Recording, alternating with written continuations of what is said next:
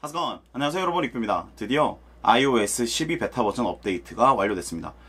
일단은 첫 번째 버전이기 때문에 지원되는 것도 있고 안 되는 것도 있고, 사실 WWDC 때 무슨 개발자들을 위한 어플에 기반을 했기 때문에 사실 저희 같은 일반 유저들이 듣기에는 이게 뭐지? 뭐가 좋아진 거지? 하는 부분이 많습니다. 그래서 제가 아이폰 X과 아이폰 8의 업데이트를 12 버전으로 올린 다음에 일반적인 생활에서 뭐가 좋아졌고 뭐가 달라졌는지 간략하게 요약해서 살펴보도록 하겠습니다. 자, 같이 가시죠.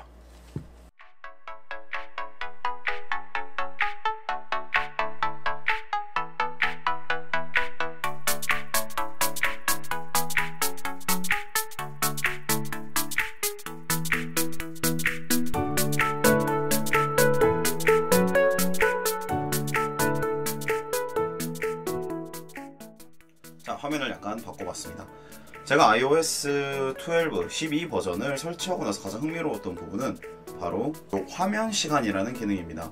사실 안드로이드나 다른 제품에서는 이미 나왔던 부분일 수도 있는데, 얼만큼 내가 집중을 해서 사용을 하는지, 어떤 분야에 관심을 가지고 있는지, 이런 거를 사용 시간에 분석을 해서 나타내 줍니다.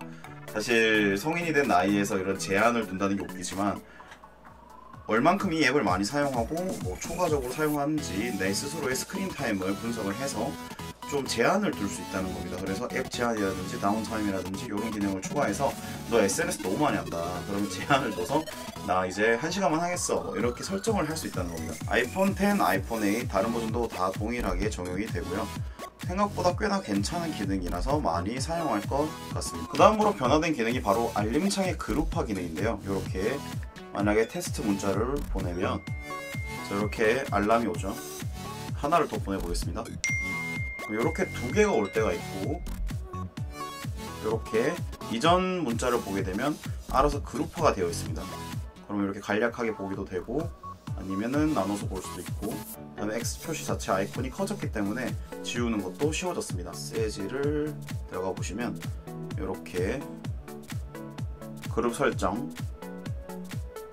자동으로 할 건지 앱별로 정리할 건지 끌 건지, 또한 알람 기능 자체에서 이렇게 iOS 11과는 다르게 조금 더 직관적인 그림을 통해 어떤 식으로 알림이 오는지를 보여줍니다.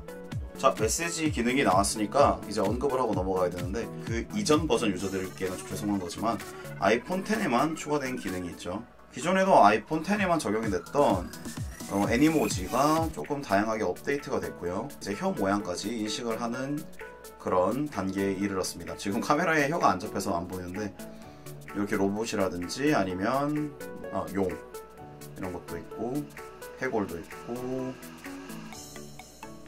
코알라, 자, 이렇게 여러가지 애니모티콘이 추가됐습니다. 자, 미모지입니다. 요거는 이제 삼성의 AR 이모지처럼 본인의 얼굴을 형상화시켜서 캐릭터를 만드는 겁니다. 표현이나 얼굴 근육 모양 같은 거는 따라가는데, 사실 본인의 모습이라고 생각할 수 있는 거를 만들 수 있는 그런 어떤 개성을 나타낼 수 있달까요? 그런 장점이 있는 것 같습니다. 되게 섬세해요. 이렇게 코랑 눈썹까지도 있고, 모자를 씌울 수도 있고, 그리고 이렇게 만들게 되면 애니모지 바로 옆에 본인의 그런 이모지가 생성이 된다는 것도 상당히 메리트가 있는 것 같습니다. 그래서 언제든지 사용을 할 수 있고 인식을 시켜서 상대방에게 보낼 수 있다는 점, 물론 현재까지는 아이폰 X에만 적용이 된다는 점이 조금 아쉽기는 해요. 앱 자체로의 변화로는 이제 이렇게 음성 메모가 있습니다. 음성 메모가 원래는 이렇게 단순하게 새로운 녹음이 됐었는데, 이렇게 버튼을 누르고 뭔가 엄청 디테일하게, 그리고 심지어 주소까지 노팅을 해주기 때문에, 이거 제 주소가 아닌데 이게 왜 이렇게 뜨는지 모르겠네요. 이렇게 내 피치가 어느 정도로 나오는지를 볼 수 있어서 뭔가 전문적인 어플 같달까? 일시정지, 재개, 이런 건 어차피 원래 됐던 거니까. 이게 애플북스라는 이름으로 바뀌었습니다. 다만 한글 버전에서는 도서라고만 되어 있네요. 해외에서는 요게 많이 호평을 받고 있더라고요. 요거를 많이 사용하시는 분들께는 오히려 좀 반가운 소식이 아닐까. 자, 다음이 요 페이스타임입니다. 지금 제가 구동을 하긴 했는데 그룹톡을 해야 되는데 제가 지금 애플 키가 2개밖에 없어서 그룹 콜을 해보지 못했습니다. 하지만 이렇게 설정에 들어가게 되면 기존에 없었던 초대하기 같은 게 생긴 거예요. 이제 그래서 최대의 몇 명까지 더 추가를 해서 그룹을 할 수 있다는 걸 이렇게 보여준 OS 업데이트가 된 것 같고요. 자, 이렇게 아이폰 X 같은 경우에는 애니모지랑 미모지도 사용해서 페이스타임에 참여를 할 수 있습니다. 이렇게 주식 어플 스탁도 업데이트가 됐다고 합니다. 사실 제가 많이 사용하지 않는 어플이긴 한데 이렇게 마켓 뉴스까지 바로바로 볼 수 있어서 상황을 보고 주식을 메인 매도할 수가 있지 않을까 이렇게 긍정적으로 바라보고 있습니다. 추가가 된 이 매저 어플이 꽤나 흥미롭습니다. WWDC 때 이제 AR 기능 설명을 하면서 이렇게 사용을 했었었는데 실제 길이를 잰다든지 요걸 기반으로 해서 많은 개발자분들이 개발을 해주셨으면 좋겠다 그런 생각을 해봅니다. 그리고 수평계 같은 경우는 원래 나침반이랑 함께 있었는데 요 매저 어플로 넘어왔네요.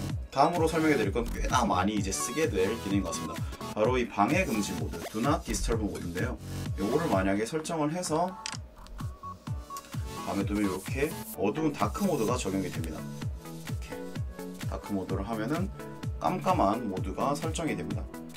자, 이러면은 밤에 불을 끄고 핸드폰을 봤을 때 눈이 좀 덜 부시고 수면에 방해가 덜 된다는 거죠. 3D 터치로 접근을 하게 되면은 1시간 동안 오늘 저녁까지 이 위치를 떠날 때까지, 현재 위치에서 떠날 때까지 이 모드를 유지한다는 거죠. 스케줄에 들어가면 좀 더 디테일하게 설정도 할 수 있고요. 끝이 나면 좋은 아침입니다. 이렇게 귀여운 알림창도 띄워줍니다. 자, 다음으로 보여드릴 게 꽤나 많이 사용이 될 또 다른 기능이 시리의 숄컷 기능입니다. 원래 시리가 사실 몇 시야, 음악을 틀어줘, 음악을 꺼줘 이 정도만 잘 사용을 했기 때문에 언어의 장벽이 있어서 이번에 발표된 이 숄컷은 한번 해볼게요. 제가 시리야 1호기에게 전화 걸어줘.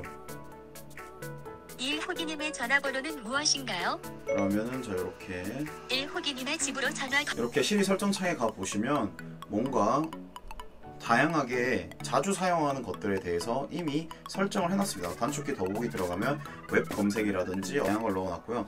이렇게 아까 사용했던 1호기에게 전화 걸기를 누르면 좀 더 디테일하게 설정을 할 수 있는 창으로 연결을 해줍니다. 1호기 전화. 그러면은 자, 이게 완료가 된 거예요. 한번 해볼게요. 1호기 전화.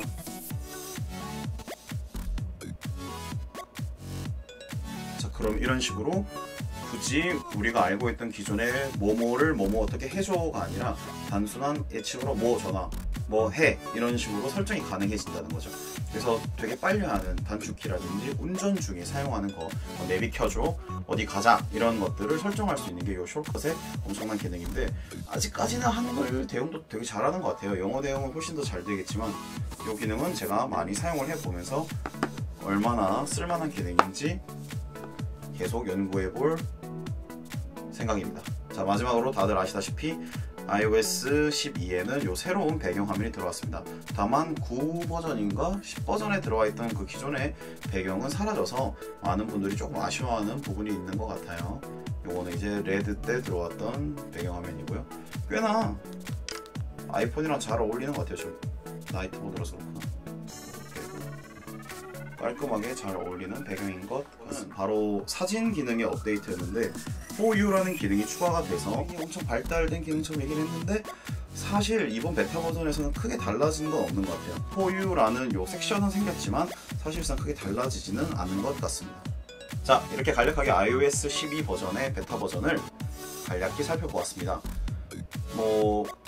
굳이 그런 기능을 써야 돼? 이런 것도 있겠지만 이런 기능도 추가가 됐어? 라고 싶을 것도 많았기 때문에 사용하면서 어떻게 우리의 삶에 도움이 될지 그리고 개발자들이 어떻게 더 좋은 어플들을 만들어낼지 한번 생각해 볼 수 있는 그런 좋은 기회, 자세하게 리뷰를 해줬으면 좋겠다 싶은 게 있으면 언제나 댓글로 남겨주시고요. 제가 항상 피드백 해드릴 테니까 언제든지 주저 말고 댓글 남겨주시면 감사하겠습니다.